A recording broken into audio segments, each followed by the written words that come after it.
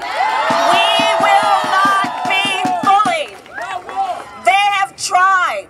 They have tried. They have taken bully tactics when they've been pushing this guy through for this nomination. Remember, they gave us less than 10% of documents that tell us who he is. And they wanted to feed us crumbs and think that we would act like it's a feast. They said, oh, but you've got thousands of pages. Why do you need more? Because there are millions of pages. That's why we need more.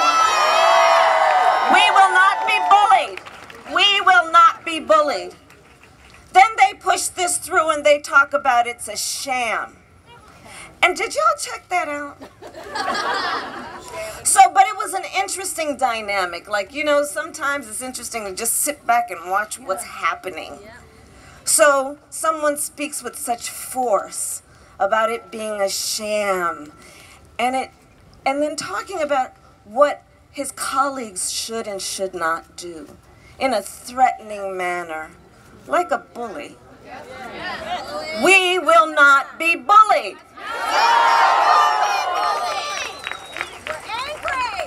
We hear from a woman who indeed, Brother Dick, is a profile in courage.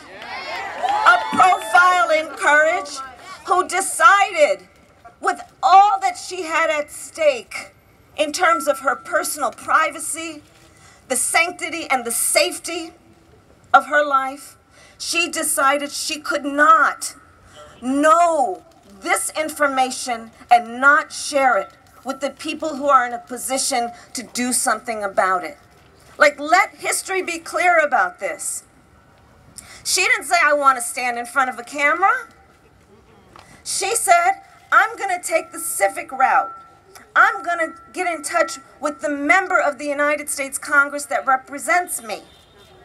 That's the path she took, which led her to the Congresswoman, which led to what we now know today. But she did that, and listen to what she said. It was before he was nominated, guys.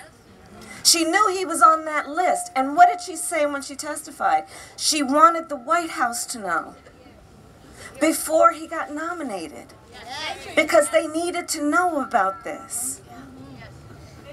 That's why she did it. Let's talk about motivation. Let's contrast that with the nominee who testified yesterday, who, in spite of the fact that he says he respects women, that he respects the co-equal independent branches of government, that he respects the United States Senate, when our colleague Amy Klobuchar asked him a very legitimate question, he turned it on her and attacked her. We will not be bullied. We will not be bullied. We will not be bullied. And why? Because we are strong and we will fight. We are strong and we will fight. He doesn't want an FBI investigation. And so then I guess he assumed that the people watching the hearing weren't really following the words. Because the words were really specific. Will you agree to an FBI investigation? His response, if you weren't listening to the question, might have sounded like, well, he's kind of open to something, but what did he say? He said, I'm open to what you all decide to do. What the committee decides to do. Not, I agree that there should be an investigation. Now let's put his words in the context of his education and all of the professional experiences he's had. He sits on the district court.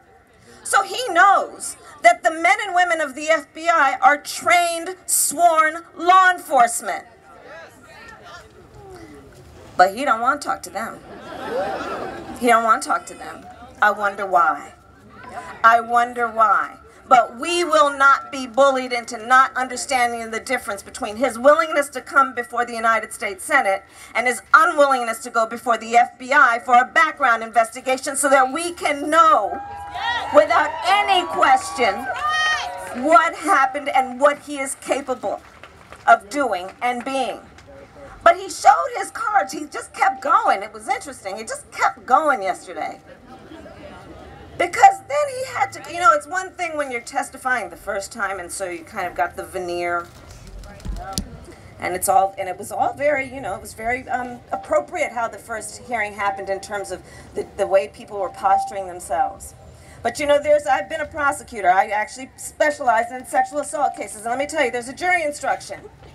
And a jury instruction that a judge will give a jury.